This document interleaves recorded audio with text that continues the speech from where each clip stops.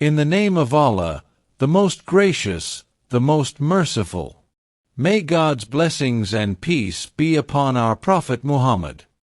Hazrat Ibrahim, peace be upon him, Hazrat Hajra, R.A., and her suckling child took Hazrat Ismail, A.S., and kept him in Baitullah near Zamzam, which is the current mosque. He stopped them near a tree on the upper side. At that time, there was neither a settlement nor a provision of water. Hazrat Ibrahim, peace be upon him, left them there, and placed a bag of dates and a bottle of water with them, and went back. The mother of Hazrat Ismail, peace be upon him, also followed him and said, "Where are you going leaving us here? There is no companion here, and neither is it necessary." Despite repeating this question many times, when no answer was received, he asked, "Has Allah given you this command?" He said, "Yes." Then Hazrat Hajra R. said, "Then he will not waste us," and went back. When Hazrat Ibrahim, peace be upon him, reached the gorge from where Hazrat Hajra R.A. and Hazrat Ismail A.S. could not be seen, he raised his hands and prayed, the translation of which is verse number 37 of Surah Ibrahim.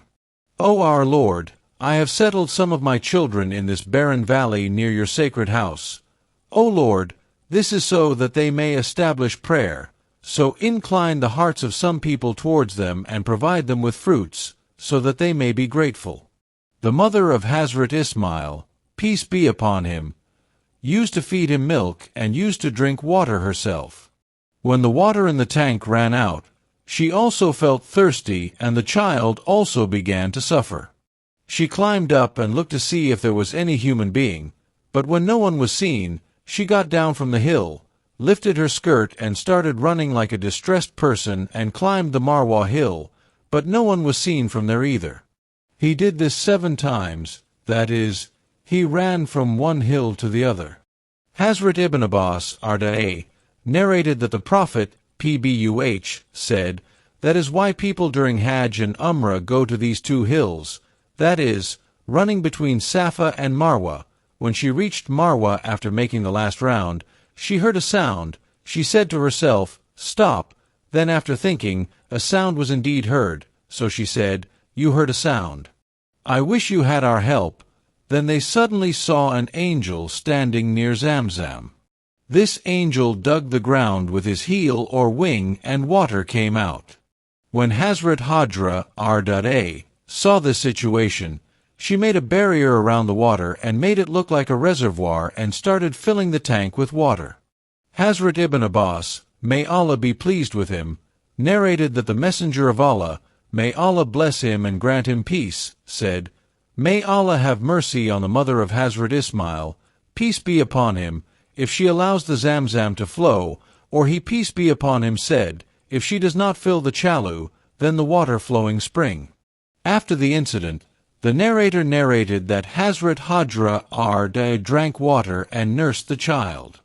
The angel said to her, "Don't be afraid of death. God's house will be built here, from which this child and his father will be reunited. Allah Almighty does not waste His servants, and tomorrow, where the house of Allah is, there was a land like a mound at that time, and the current of the flood would cut the land from its right and left, and so the days and nights passed there until one day the tribe of Jarham. Some people passed by there, they saw some birds hovering nearby, so they said, 'Surely these birds are hovering on the water, although we have passed here before, but there was no sign of water here.' They sent a man or 2 men. They found water there indeed. So they returned and reported the water, and they all came to the water."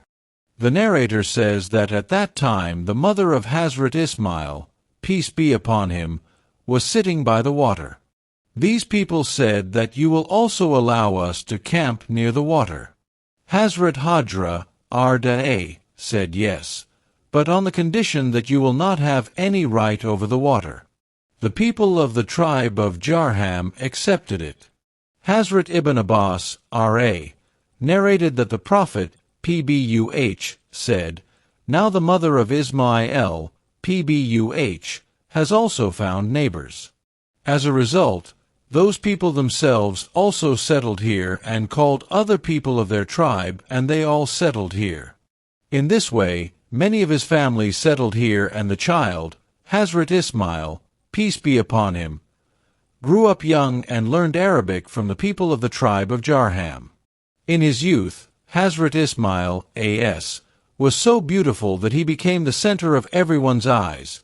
Then he got married to a girl from the tribe of Jarham, and Hazrat Ismail A.S.'s mother died. Ibrahim A.S. left here to visit his family, and Hazrat Ismail A.S. was not at home. Therefore, Hazrat Ibrahim, peace be upon him, asked his wife about Hazrat Ismail, peace be upon him. Then you asked her about his livelihood, etc., and she said that the situation is not good, time is passing very hard.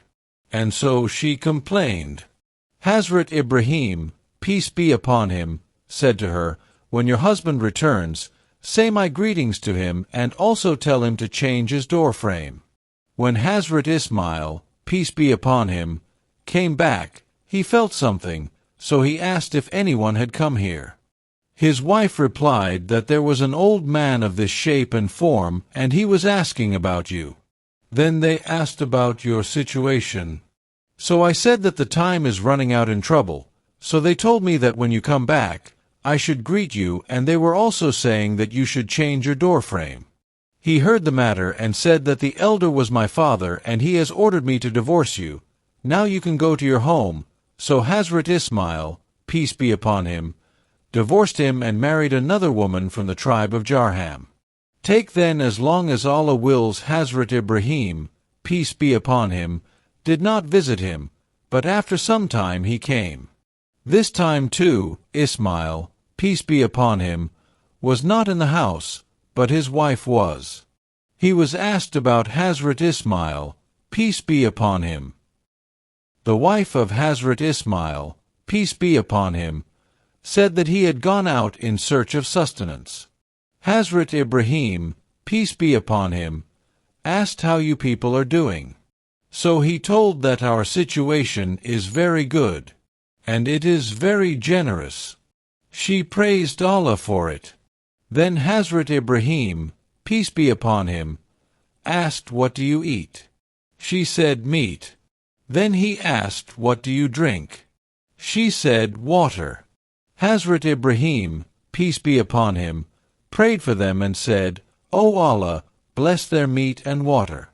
The Prophet, peace and blessings of Allah be upon him, said that they did not have access to grain in those days.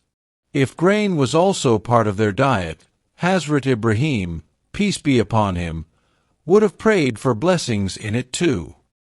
Hazrat Ibrahim, peace be upon him, while leaving also told him that when your husband comes, say my greetings to him, and say, keep the door frame of your door.